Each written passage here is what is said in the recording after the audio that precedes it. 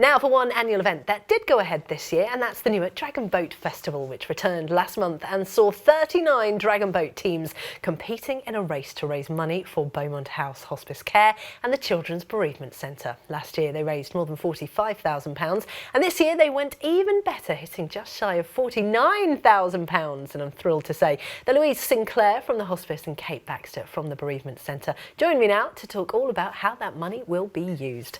Thank you very much for joining me. First, Kate, let me ask you, how did the event go? It was an amazing day, it really was. I mean, as you said, we had 39 companies there, also 11 people in a boat racing up and down all day. So a fantastic atmosphere, lots of people watching the races all day. And then on Riverside Park, we had lots of families coming down and joining us for lots of fun, children performing on the stage as well as lots of other acts. So it was a really, really lovely and very special day. Oh, do you know what? These events are brilliant, and what an incredible amount of money to be raised as well.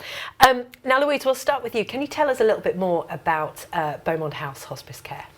Yes, so we are the local hospice in Newark. We cover Newark and Sherwood, and we provide palliative care for patients who've got a life-limiting condition. We've got some beds in the hospice.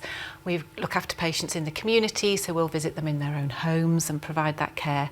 And we also have some day therapy, so patients who are a little more able will come and spend some time with us and do therapeutic activities.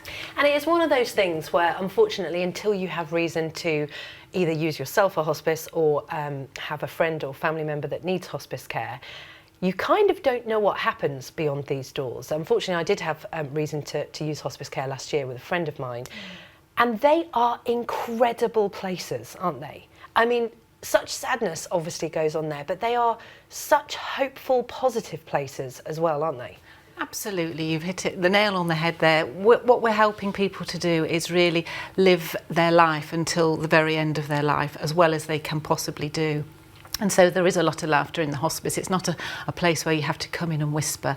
There is a lot going on. We have animal therapy and all sorts of things that makes a buzz around the hospice. And of course, all those things that make a buzz around the hospice cost money as well. How will you be spending? It's just over £24,000 that you got from this event, isn't it? It's a wonderful amount for both of our charities, and it does make a huge difference. It goes directly to patient care.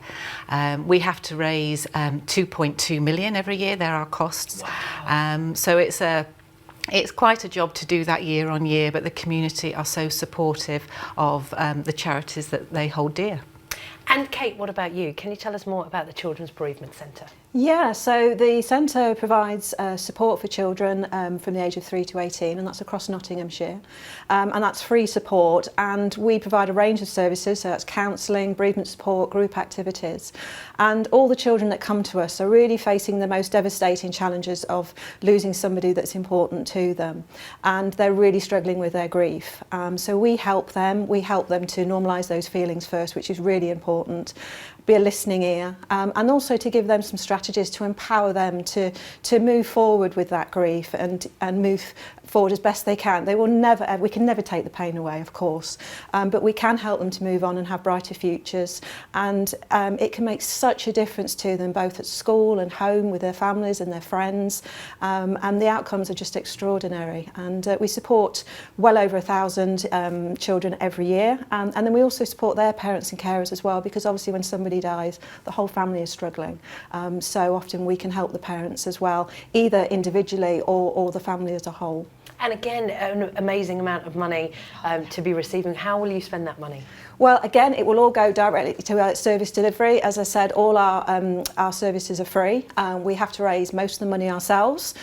So something like this is just absolutely extraordinary, and it's our biggest fundraiser of the year. So it goes a long, long way to really helping those children and their families. And I was going to ask as well, how did the collaboration that you two were the charities involved in this come about? I think really, well, we've done 5 Wow. together Oh, over the years. I mean, it just looks such a fun event as well. It really is, and it's become a landmark event in the town because it's set in the beside the river, of course, in the shadow of the castle. So it attracts families and people from across the area. It sounds amazing. I'm sure planning for 2025 is already in the bag.